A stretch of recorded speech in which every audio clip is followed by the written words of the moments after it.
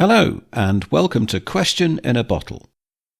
In this series of short discussions, private investor Mark Atkinson answers questions sent in by listeners and subscribers to his main podcast, The Desert Island Investor. So, let's take a look and see what's in the bottle that washed up on the beach today.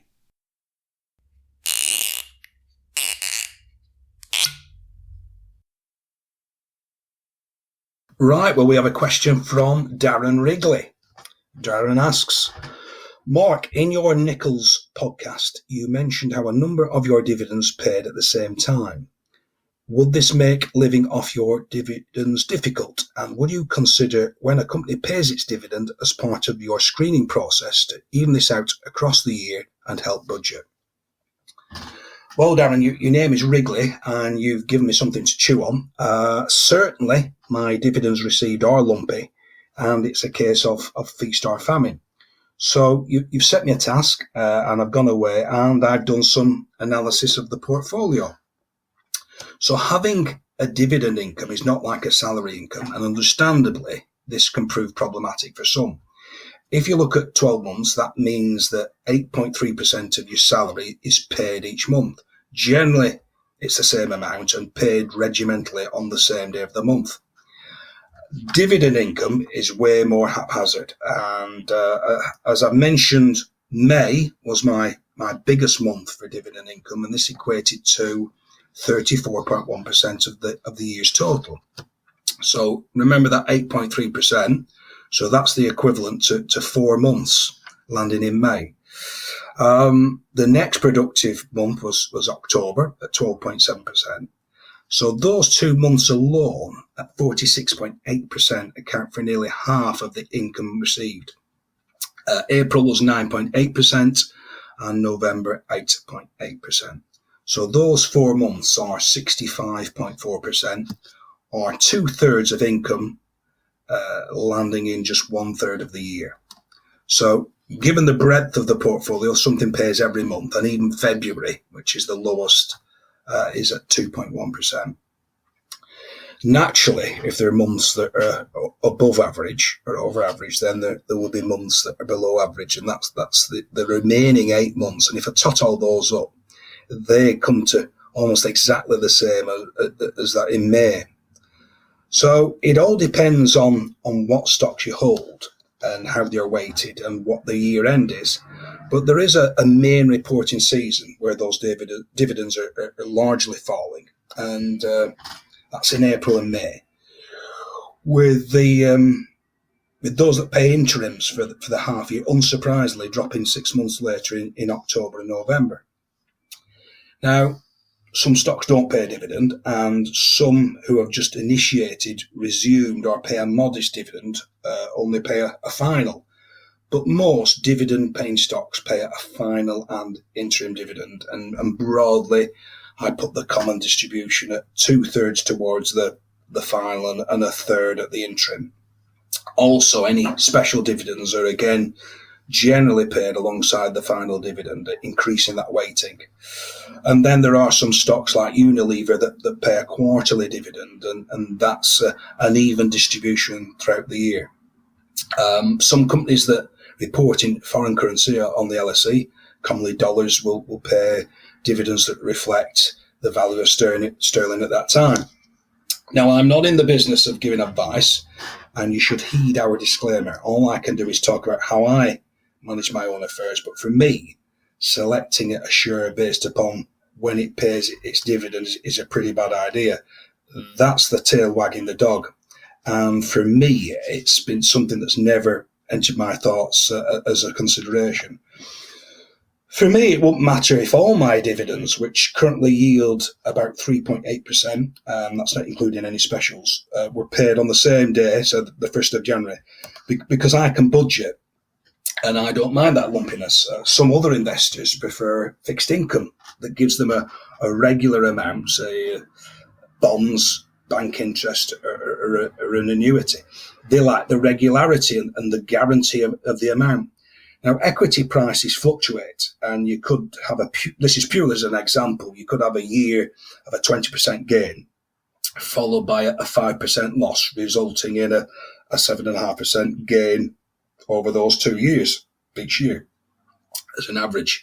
But some investors may prefer, again, just for an example purposes, a 5% guaranteed gain per year. Yes, the returns are lower, but they can work around that income, and there's no whipsawing.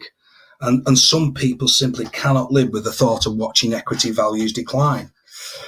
In both examples, however, they show different ways in which people are able to budget, either against a fixed regular income or a variable staccato one. Some other investors love the speculation, those long shots with the slim chances but the enormous gains if they come off. And, don't forget that you can raise money by selling some shares if you wish. For some, this is unthinkable as they see this as eroding their capital.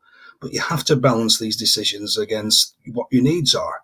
Now, I have a dividend-focused portfolio, and not all currently pay a dividend, like MPAC, which is my second largest holding, but the vast majority do.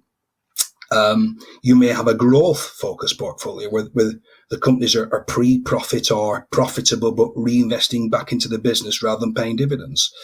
And you could have a large portfolio but with a very low dividend yield and conceivably zero dividends depending on the companies you select.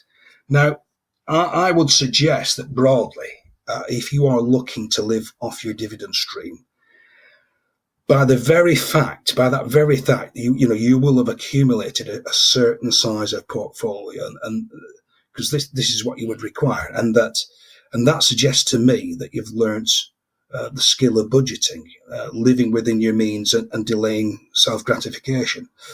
On the other hand, you may have received a windfall through an inheritance from an elderly aunt.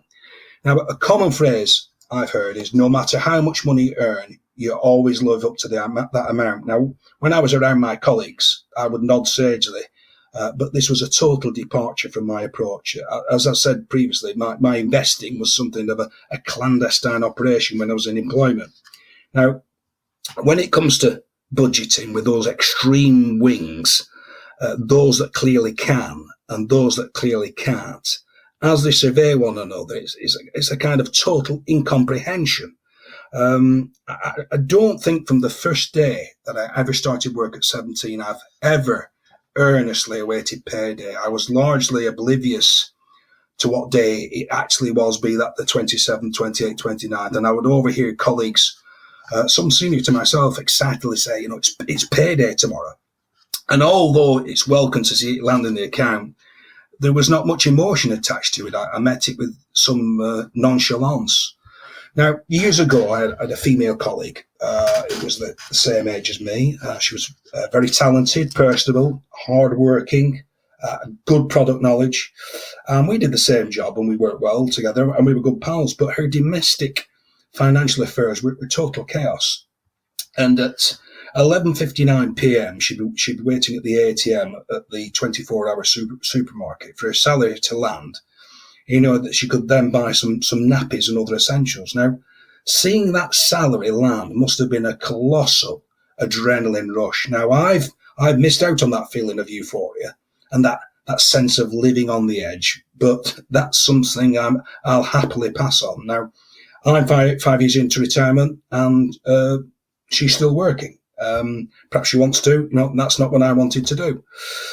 So I'm sure she wondered how I could be so comfortable. And equally, I was nonplussed as to how somebody could decide to live in this hand-to-mouth existence.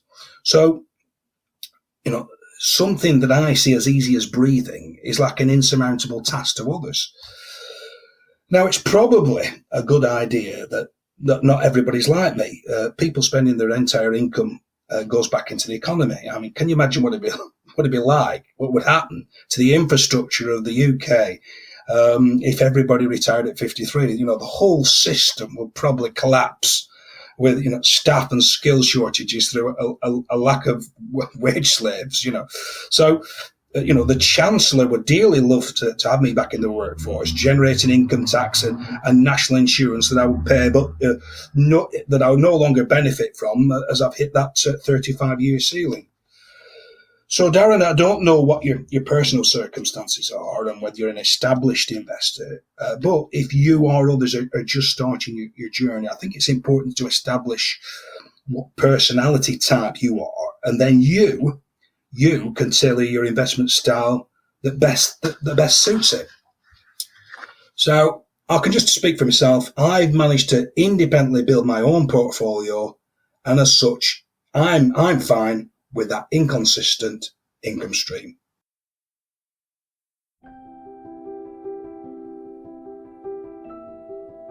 Well, that's all for this episode. We hope that you enjoyed it. Please remember the content is for information only and it is not financial advice.